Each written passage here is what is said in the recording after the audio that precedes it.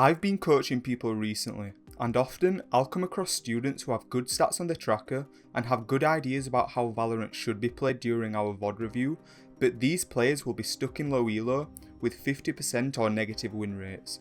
So in this video, I'm going to go over a few of the common things I see that are holding better players back from escaping low elo, which might not be that obvious. So let's get into it. Point 1. Lacking confidence. This is a big one. Some people have good mechanics, they play a lot of DMs and can even have above average aim, but it won't translate into competitive performance, and more importantly, it won't translate into wins if you play scared. You can have the highest headshot percentage in the world. If you're afraid to take fights and don't play off of correct timings out of fear, then you won't climb. There are multiple reasons why someone might play scared. You might care too much about what your teammates think and you don't want them to flame you if you try a play and it doesn't work out. You yourself might care too much about how you play, and if you don't have good stats or you play bad, then you might get down on yourself, tilt and make yourself play worse. Those are the two most common reasons I see, but many more exist.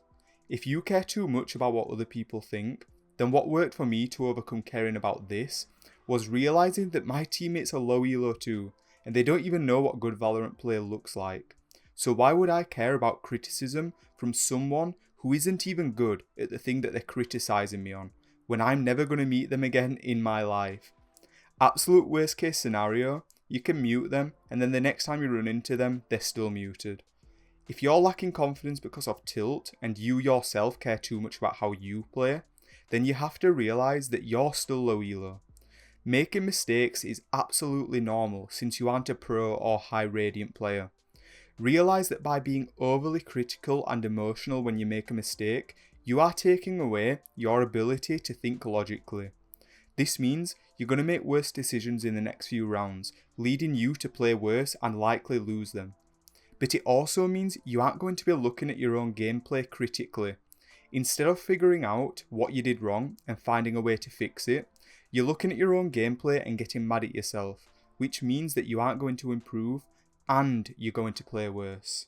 Just realising this was enough for me to fix my tilt problem, because I noticed that it was making it harder for me to reach my goals. I think the main point to take away here is that making mistakes is completely okay and normal.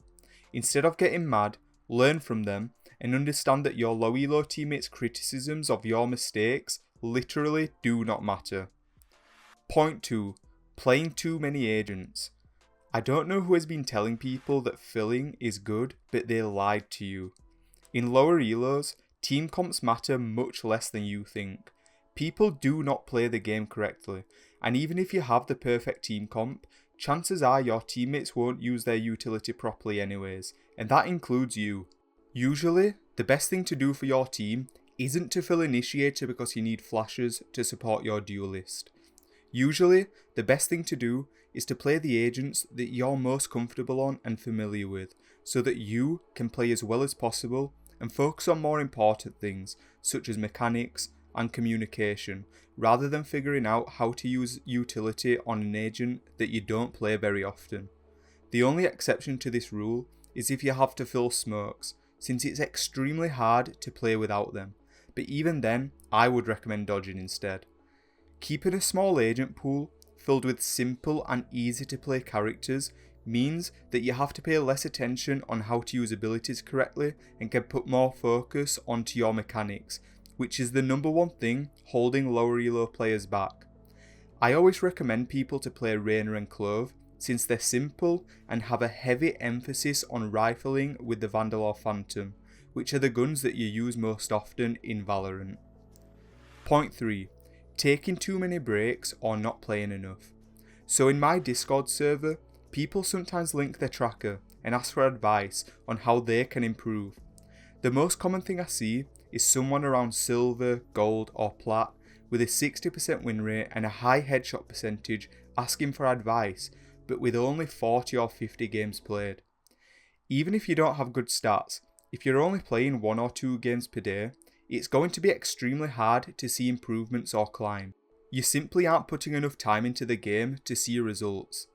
I think one of the causes of this is ranked anxiety, Since these people clearly care a lot about the game, they're seeking out educational content and joining Discord servers looking for advice, but they don't put their time into actually queuing up and playing. If this is you, then you need to bite the bullet and just queue up. Seeking out educational content is good, but it is useless if you don't apply it.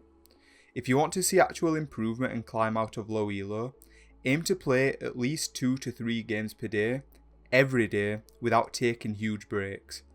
I know it can be hard and Valorant isn't a full-time job, but Valorant is a skill like anything else, and you don't get good by only studying.